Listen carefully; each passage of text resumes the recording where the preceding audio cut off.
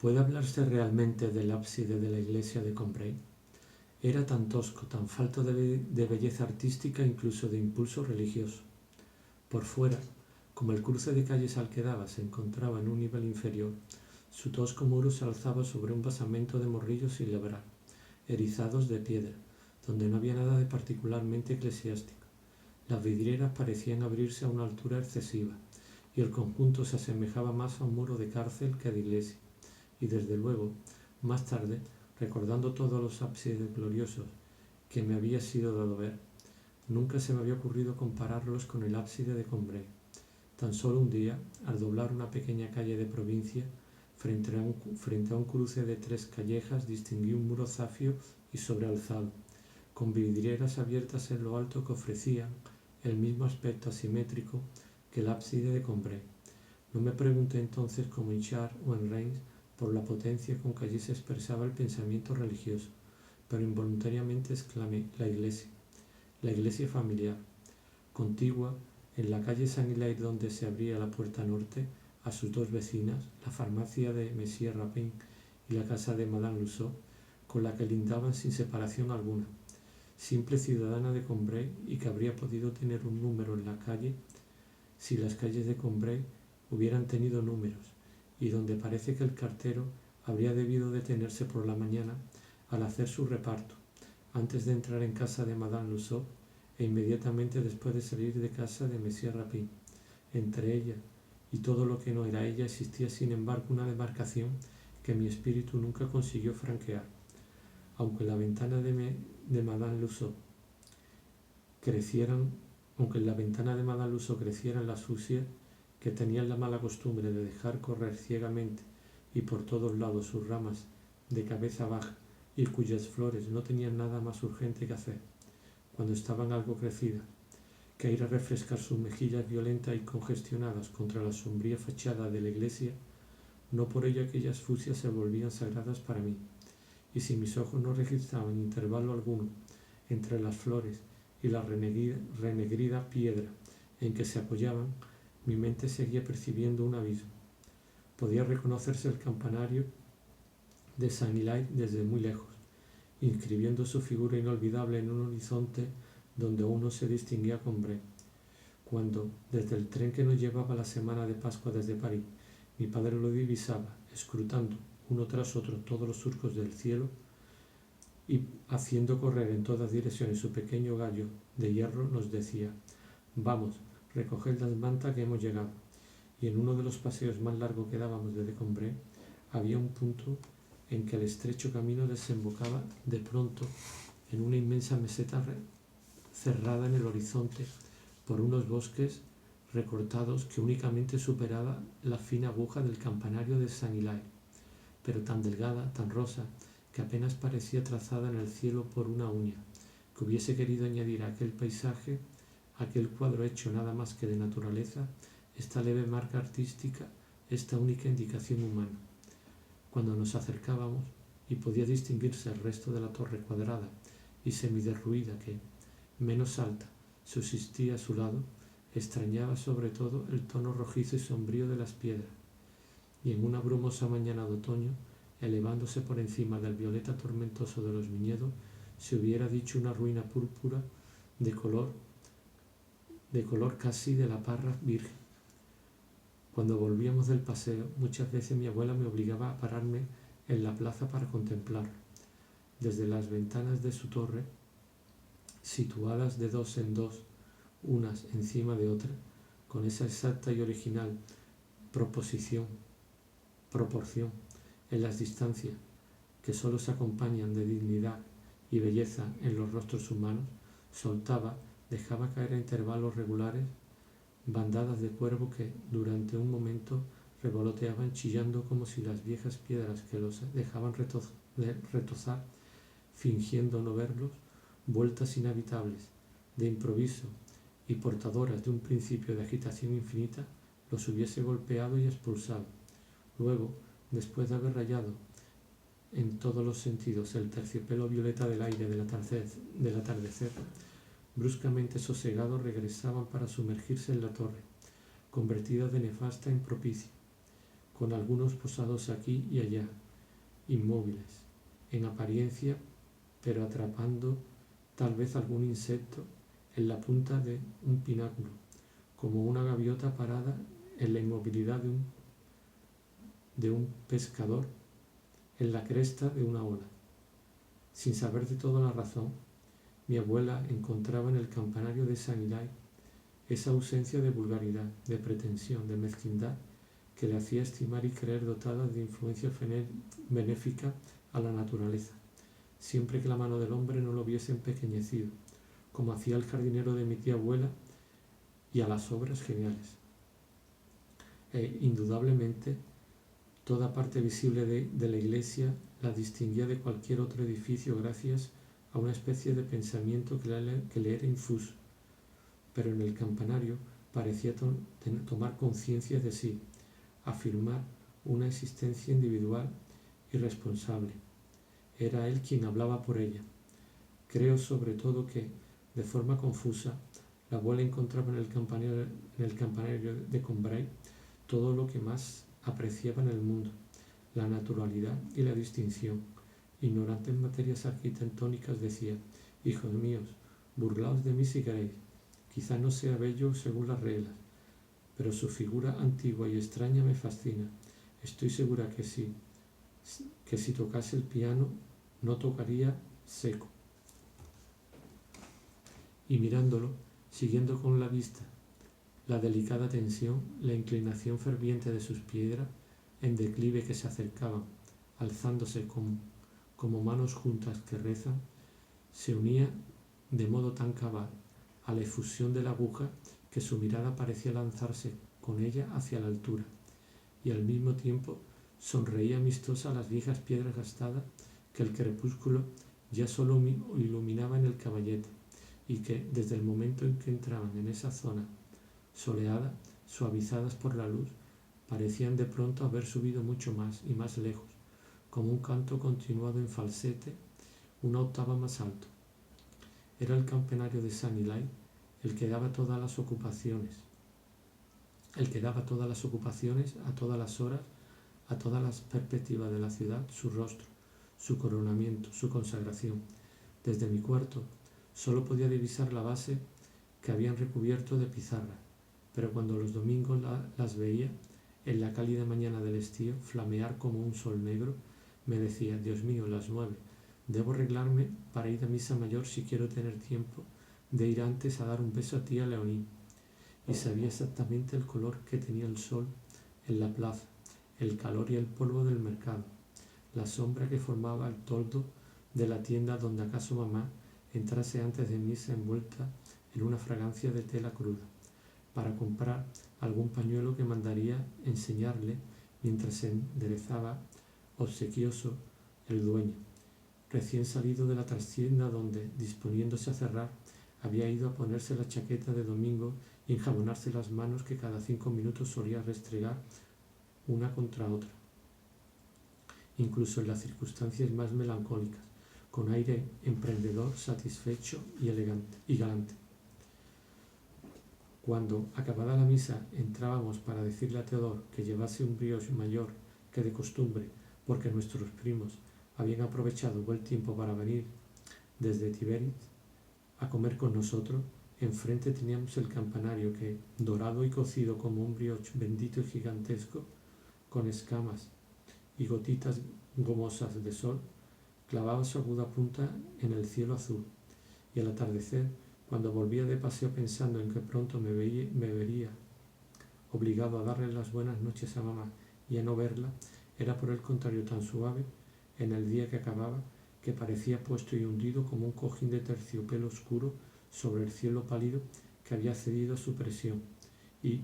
ahuecándose ligeramente para hacerle sitio, tornaba hacia sus bordes, y los chillidos de los pájaros que revoloteaban alrededor parecían aumentar su silencio, elevar todavía más su aguja y prestarle un no sé qué de inefable.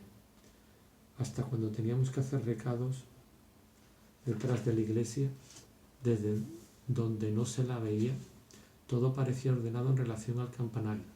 que surgía aquí o allá entre las casas, todavía más emocionante quizá cuando aparecía así, sin la iglesia. Desde luego muchos otros más hermosos vistos de esta manera. Y en mi recuerdo guardo viñetas de campanarios sobresaliendo por encima de los tejados, con un carácter artístico diferente de las que componían las melancólicas calles de Combray. No olvidaré nunca, en una curiosa ciudad de Normandía, no lejos de Babel, dos deliciosos palacetes del siglo XVIII, que por muchos conceptos me son caros y venerables, y entre los cuales, mirando desde el hermoso jardín que de las escalinatas desciende hacia el río, la flecha gótica de una iglesia que tapa se lanza hacia lo alto con aire de terminar, de rematar sus fachadas, pero de un modo tan distinto, tan precioso y anillado, tan rosado y pulido, que claramente se ve que no forma parte de ella, como tampoco la forma de dos hermosas guijas pulidas, entre las que está presa en la playa la flecha purpurina y dentada de alguna concha torneada en forma de torrecilla y escarchada de esmalte. Hasta en París, en uno de los barrios más feos de la ciudad, se ve una ventana desde la que puede verse, tras un primer, un segundo e incluso un tercer término, formado por los tejados sumado de varias calles, una campana violeta, a veces rojizas, también otras veces, cuando la atmósfera tira de una de sus más nobles pruebas de artista, de un negror aclarado de cenizas, que no es otra que el cimborrio de San Agustín, y que otorga a esa vista de París el carácter de ciertas panorámica romana de Piranesi. Pero como ninguno de esos pequeños grabados, por más gusto que haya puesto mi memoria en darle realidad, pudo poner lo que hacía mucho yo había perdido, el sentimiento que nos permite no considerar una cosa como un espectáculo, sino creer en ella como un ser incomparable. Ninguno de ellos tiene bajo su dependencia una parte entera de mi vida, como hace el recuerdo con esas apariciones del campanario de Combray en las calles detrás de la iglesia. Si lo veíamos a las 5, cuando íbamos por las cartas al despacho de correo, unas cuantas casas más abajo, a la izquierda, elevando bruscamente con su cima aislada la línea de caballetes de los tejados, o si, por el contrario, queriendo entrar a preguntar por Madame Sacerat, seguíamos con los ojos aquella línea más baja por la caída de su otra vertiente, sabiendo que habría de torcer en la segunda calle una vez pasado el campanario, o siguiendo más lejos, camino de la estación, lo veíamos de soslayo, mostrando de perfil sus aristas y superficie nueva como un sólido sorprendido en un momento desconocido de su rotación, o sí, desde los márgenes del Vivone al ábside musculosamente recogido y realzado por la perspectiva, daba la impresión de brotar del esfuerzo que el campanario hacía para lanzar su aguja al corazón del cielo. Lo cierto es que siempre habría de volver a él, siempre era él quien lo dominaba todo, combinando a las casas con un pináculo inesperado, alzando ante mí como el dedo de Dios, cuyo cuerpo hubiera estado escondido entre la muchedumbre de los humanos, sin que por eso yo pudiera confundirlo con esa muchedumbre. Y todavía hoy, si en una gran ciudad de provincias o en un barrio de París que no conozco bien, un transeúnte que me ha puesto en mi camino me indica a lo lejos, como un punto de referencia, tal campanil de hospital, tal campanario de convento levantando la punta de su bonete eclesiástico en la esquina de una calle que debo seguir, a poco que mi memoria pueda encontrarle borrosamente algún rasgo de semejanza con la querida y desaparecida fisonomía, el transeúnte, si se vuelve para asegurarse de que no me pierdo, puede verme con gran sorpresa de su parte, olvidado del paseo emprendido o del recorrido obligado, parado allí, delante del campanario durante horas, inmóvil, tratando de recordar, sintiendo en el fondo de mí unas tierras reconquistadas al olvido que se desecan y vuelven a formarse. Y entonces, sin duda y con mayor ansiedad que hace un momento cuando le pedía que me informara, Sigo buscando mi camino, doblo una calle, pero es en mi corazón. Al volver de misa solíamos encontrar a Monsieur Legradin, quien, retenido en París por su profesión de ingeniero, salvo en las vacaciones de verano,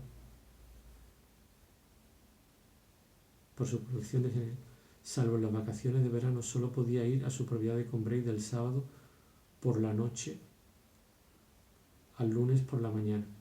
Era una de esas personas que, además de una carrera científica en la que han conseguido brillantes triunfos, poseen una cultura totalmente distinta, literaria y artística, que su especialización profesional no utiliza, pero de la que se beneficia su conversación. Más culto que muchos literatos, en esa época ignorábamos que Monsieur Legradin tuviese cierta reputación como escritor, y quedamos muy sorprendidos al saber que un músico célebre había compuesto una melodía con versos suyos. Dotado de más facilidad que muchos pintores, se figuraban que la vida que llevaban no es la que les había convenido, y ponen en sus ocupaciones positivas bien una indiferencia algo caprichosa, bien una dedicación continuada y altanera, desdeñosa, amarga y concienzuda. Algo alto, de hermosa figura, con un rostro pensativo y fino, de largos bigotes rubios, de mirada azul y desencantada, de cortesía refinada, conversador como nunca habíamos oído a ninguno, encarnaba a ojos de mi familia, que siempre lo citaba como ejemplo, el tipo de hombre de élite que afrontaba la vida del modo más noble y delicado. La abuela solo le reprochaba hablar un poco demasiado bien, algo así como un libro, que su lenguaje careciese de la naturalidad que tenía en sus corbatas Lavalier, siempre flotantes, en su chaqueta recta, casi de estudiante. También la dejaban atónita las encendidas peroratas que a menudo emprendía contra la aristocracia, la vida mundana, el esnobismo. Desde luego el pecado en el que piensa San Pablo cuando habla del pecado para el que no hay remisión. La ambición mundana era un sentimiento que la abuela era tan incapaz de sentir y casi de comprender, que le parecía absolutamente inútil poner tanto ardor en reprobarla. Además, no le pareció de buen gusto que Monsieur Legradin, cuya hermana estaba casada cerca de Bâle con un gentilhombre de la Baja Normandía, atacase con tanta violencia a los nobles, hasta el punto de reprochar a la Revolución no haberlo guillotinado a todos. Salud, amigos, nos decía viniendo a nuestro encuentro. Qué suerte la suya por poder pasar tanto tiempo aquí. Mañana yo he de volver a París, a mi nicho. Oh, añadía con aquella sonrisa dulcemente irónica y decepcionada, algo distraída, que le era peculiar. Desde luego, en mi casa no faltaba ninguna de esas cosas inútiles. Solo carece de lo necesario. Un gran trozo de cielo como este de aquí. Procure conservar siempre un trozo de cielo encima de su vida, muchacho, añadía volviéndose hacia mí. Tiene usted un alma muy hermosa, de una claridad rara y temperamento de artista. No deje que carezca de lo que necesita. Cuando a nuestra vuelta la tía nos mandaba preguntar si Madame Goupil había llegado tarde a misa, éramos incapaces de informarla. Aumentábamos, en cambio, su preocupación, diciéndole que en la iglesia había un pintor copiando la vidriera de Gilberto el Malo. François enviada inmediatamente a la tienda de ultramarinos, había vuelto con las manos vacías por culpa de la ausencia de Theodore, a quien su doble profesión de chantre, encargado de una parte del mantenimiento de la iglesia, y de dependiente de la tienda, confería, gracias a sus relaciones en esos dos mundos, un saber universal. Ay, suspiraba la tía, ojalá fuese ya la hora de Eulalie, es la única que podrá decirme. Eulalie era una chica coja, enérgica y sorda, que se había retirado tras la muerte de Madame de la Breton, en cuya casa había estado colocada desde su infancia y que había alquilado junto a la iglesia un cuarto del que bajaba a todas horas, bien a los oficios, bien fuera de las horas de los oficios, a rezar un poco, a echar una mano a Teodor. El resto del tiempo lo dedicaba a visitar a personas enfermas como mi tía Leonie, a quien contaba cuánto había pasado en misa o en víspera. No desperdiciaba la oportunidad de añadir algún provecho eventual a la escasa renta que le pasaba a la familia de sus antiguos señores, yendo a inspeccionar de vez en cuando la ropa blanca del cura o de alguna otra notabilidad del mundo clerical de Compré. Sobre una mantilla de paño negro llevaba una pequeña toca blanca, casi de monja, y una enfermedad de la piel presentaba en una parte de sus mejillas, y a su nariz corva los tonos de rosa vivo de la balsamina. Sus visitas eran la mayor distracción de tía Leonie, que apenas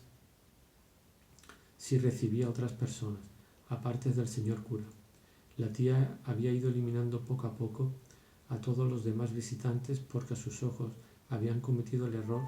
de entrar en una u otra de las dos categorías de personas que detestaba. Uno, los peores, y de los que se libró primero, eran los que le aconsejaban no escucharse y profesaban, aunque fuera negativamente, y poniéndolo de manifiesto solo en ciertos silencios de desaprobación o ciertas sonrisas de duda, la subversiva doctrina de que un paseíto al sol y un buen bistec casi crudo, a ella, que conservaba 14 horas en el estómago 2 malos sorbos de agua de vichy, le sentarían mejor que guardar cama y tomar medicina. La otra categoría estaba formada por personas que parecían creer que se encontraba más grave de lo que pensaba, más grave también de lo que decía. Por eso, aquellos a los que había permitido subir ciertas vacilaciones, y gracias a las oficiosas instancias de François, y que durante su visita habían demostrado cuán poco digno eran el favor que se les hacía por aventurar tímidamente, ¿no le parece que si con el buen tiempo,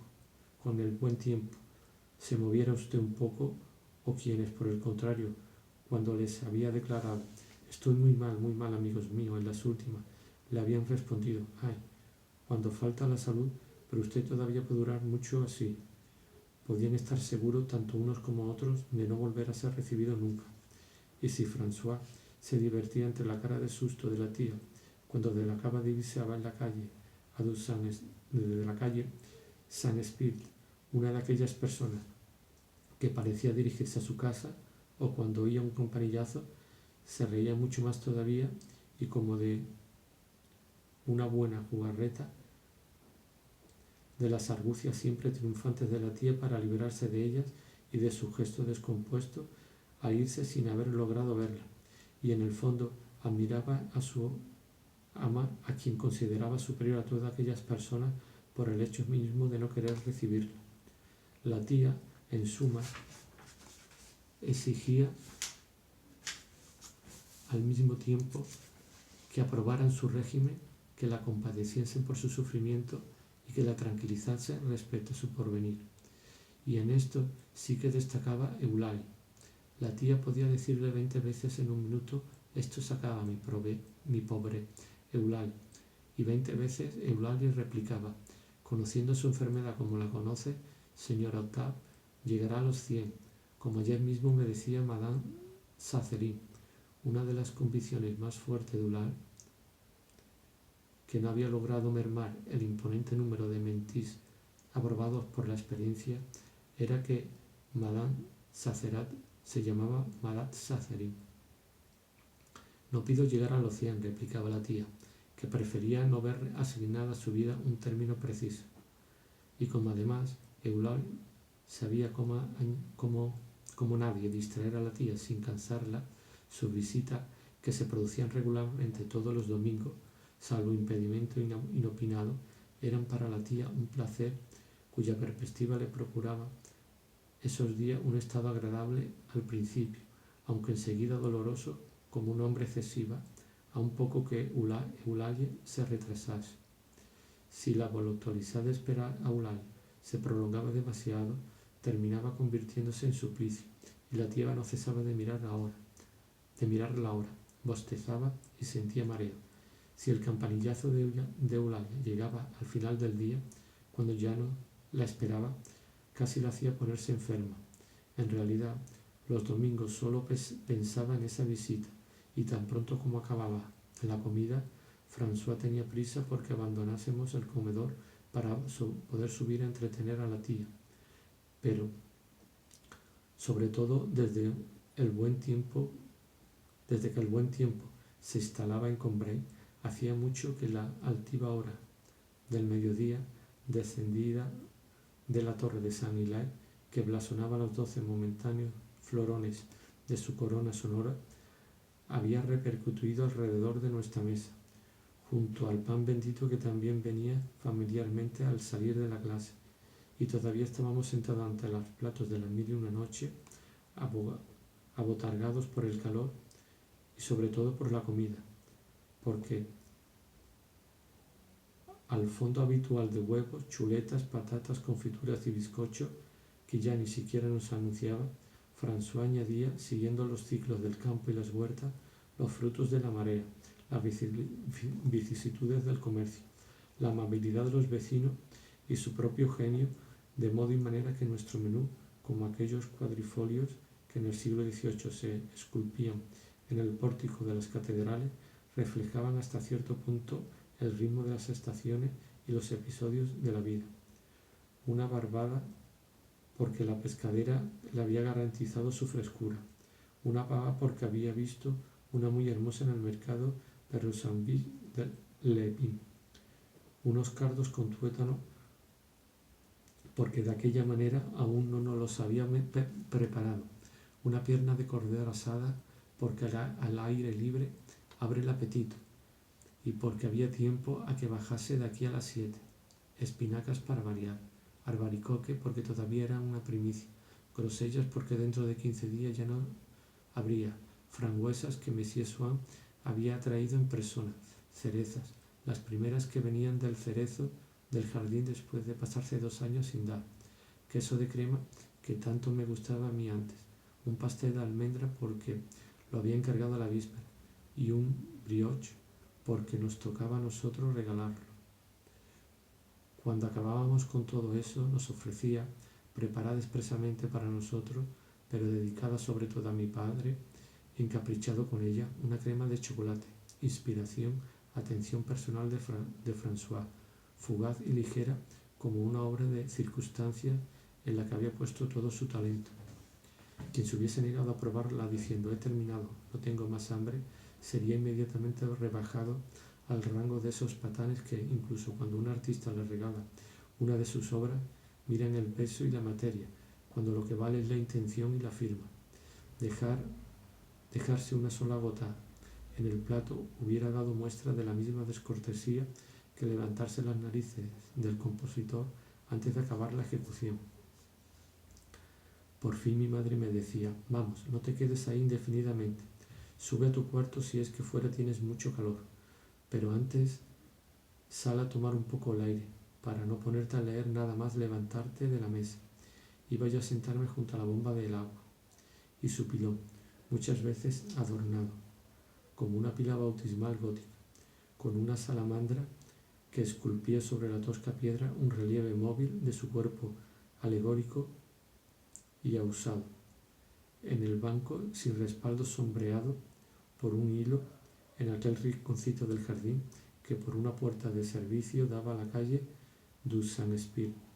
y sobre cuyo terreno poco cuidado surgía, sobrealzada por 2 escalones, formando un saledizo de la casa y como construcción independiente la despensa. Se distinguía su embaldosado rojo y reluciente como el pórfido. Más que el antro de François parecía un pequeño templo de Venus. Estaba lleno a rebosar de las ofrendas del lechero, del frutero, de la vendedora de hortalizas, que muchas veces venía de aldeas bastante lejanas a dedicarle las primicias de sus campos, y su tejado siempre estaba coronado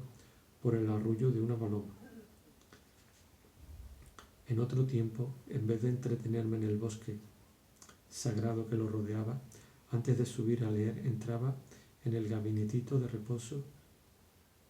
que el tío Adolphe, hermano del abuelo, antiguo militar retirado con el grado de comandante, ocupaba en la planta baja y que, incluso cuando las ventanas abiertas dejaban pasar el calor, si no los mismos rayos de sol que rara vez llegaban hasta allí, exhalaba, sin agotarlo nunca, ese aroma oscuro y fresco,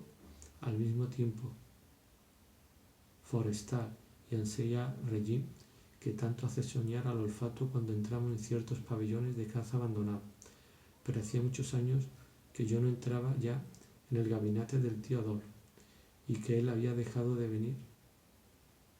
a Combray por una desavenencia sobrevenida entre él y mi familia, por culpa mía, en las siguientes circunstancias. En París me enviaban 1 o 2 veces al mes a hacerle una visita, justo cuando él acababa de comer, vestido con una simple guerrera,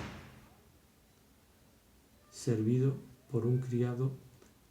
con un dril de faena a unas rayas violetas y blancas. Refunfuñando, se quejaba de que no había ido a verlo hacía mucho, de que le tenía abandonado. Me ofreció un mazapán o una mandarina. Atravesábamos un salón donde nunca nos deteníamos, donde nunca se encendía fuego, con molduras doradas adornando las paredes, techos pintados de un azul que pretendían imitar el cielo y muebles capitones de raso como en casa de los abuelos, pero en amarillo. Luego pasábamos a lo que él llamaba su gabinete de trabajo, en cuyas paredes colgaban algunos de esos grabados que representaban, sobre fondo negro, una diosa metida en carnes y rosa, guiando un carro, subida en un globo, con una estrella en la frente, que tanto gustaron bajo el Segundo Imperio, por encontrarles cierto aire pompeyano, que luego fueron detestados y que ahora vuelven a gustar por una sola y misma razón, a pesar de las otras que se alegan, y es porque tienen un aire Segundo Imperio. Y me quedaba con el tío hasta que su ayuda de cámara iba a preguntarle, de parte de cochero, a qué hora debía enganchar. Mi tío se sumió entonces en una cavilación que su maravilloso ayuda de cámara no se habría atrevido a perturbar con el menor gesto, y cuyo resultado, siempre el mismo, esperaba lleno de curiosidad. Por fin, tras una vacilación suprema, el tío pronunciaba infaliblemente estas palabras: a las 2:15, que la ayuda de cámara repetía atonido, pero sin discutir. A las 2:15, bien, se lo diré. Sentía yo en esa época amor por el teatro, un amor platónico porque mis padres todavía no me habían dejado ir nunca, y me figuraba de un modo tan poco exacto los placeres que en él se disfrutaban, que no estaba lejos de creer que cada espectador miraba como en un estereoscopio una escena exclusiva para él, aunque semejante a las otras 1000 que contemplaba cada cual para sí el resto de los espectadores. Todas las mañanas corría hasta la columna Morris para ver los espectáculos que anunciaba, nada más desinteresado ni más feliz que los sueños que cada obra anunciada ofrecía a mi imaginación, condicionados al mismo tiempo por las imágenes inseparables de las palabras que componían su título y el color mismo de los carteles todavía húmedos e hinchados por la cola sobre los que destacaba. Dejando de lado una de aquellas obras extrañas como el Testament de César, Girodot y Edipo Roi, que se anunciaban no en el cartel color verdoso de la ópera cómica, sino en el caler color vinagre de la comédie française, nada me parecía más distinto del airón relumbrante y blanco de Les Diamants de la Cournette que el raso liso y misterioso del Domino Noir. Y como mis padres me habían dicho que cuando fuese por primera vez al teatro tendría que elegir entre esas 2 obras, a fuerza de profundizar sucesivamente los títulos de una y otra, puesto que eso era lo único que de ellas conocía, para intentar captar en cada uno el placer que me prometía y compararlo con el que escondía el otro, Llegué a imaginarme con tanta fuerza, de un lado una obra resplandeciente y altiva, del otro una obra suave y delicada, que me sentía completamente incapaz de decidir cuál preferiría, como si de postre me hubieran dado a escoger entre un arroz a la emperatriz y crema de chocolate. Todas las conversaciones con mis compañeros versaban sobre esos actores cuyo arte, aunque todavía me fuese desconocido, era la primera forma entre todas las que reviste, bajo las que para mí se dejaba presentir el arte, en la manera en que uno y otro tenían de declamar, de matizar una mirada, de diferenciar más mínimas. Las diferencias más mínimas me parecían de una importancia incalculable, y de acuerdo con lo que de ellos me habían dicho, los clasificaba por orden de talento en lista que recitaba para mis adentros todo el día, y que habían terminado por endurecerse dentro de mi cerebro y por entorpecerlo con su inamovilidad. Más tarde, cuando fui al colegio, cada vez que durante las clases, en cuanto el profesor volvía la cabeza, intercambiaba notas con un amigo nuevo, mi primera pregunta siempre era si ya había ido al teatro, y si no pensaba que el mayor actor era Gott, el segundo Delany, etc. Y si, en su opinión, Febre no iba detrás de Tirón, o Delany detrás de Coquelin, la repentina motilidad de que Coquelin, perdiendo su rigidez de piedra, asumía en mi mente para pasar a un segundo plano, y la agilidad milagrosa, la febril animación de que aparecía dotado Delany para retroceder hasta el cuarto, devolvían a mi cerebro doblegado y fecundo la sensación de florecimiento y de vida. Mas si tanto me preocupaban los actores, si ver salir una tarde a Moubin del Théâtre Français me había provocado el éxtasis y los sufrimientos del amor, cuanto más prolongada era la turbación que en mí dejaba el nombre de una estrella fulgurante en la puerta del teatro, o ver en el cristal de un coupé que pasaba por la calle con los caballos adornados de rosa en la frontanera el rostro de una mujer que yo imaginaba que podía ser una actriz, y cuán importante y doloroso era el esfuerzo para figurarme su vida. Clasificaba por orden de talento a las más ilustres: Sarah Bernhardt, Laverma, Bartet, Madeleine Brohan, Jeanne Saint-Marie, pero me interesaban todas, y mi tío conocía muchas, y también a Cocotte, que yo no distinguía muy bien de las actrices. Las recibía en su casa, y si íbamos a verle solo en determinados días, era porque los otros días iban mujeres con las que no habría podido encontrarse la familia, al menos a su modo de ver, porque para el tío, por el contrario, su excesiva facilidad para hacer a guapas viudas que tal vez nunca habían estado casadas, o a condesas de altisonante apellido, que sin duda no eran otra cosa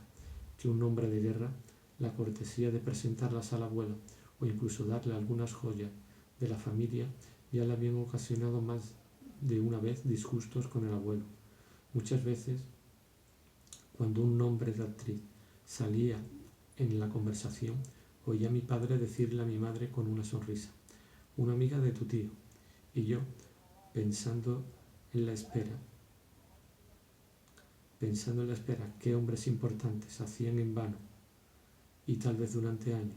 a la puerta de esta o aquella mujer que no respondía a sus cartas, y a los que hacía echar por el portero de su palacete, me decía que un tío habría podido ahorrársela a un muchacho como yo, presentándolo en su casa a la actriz que, inasequible para tantos otros, era para él una íntima amiga.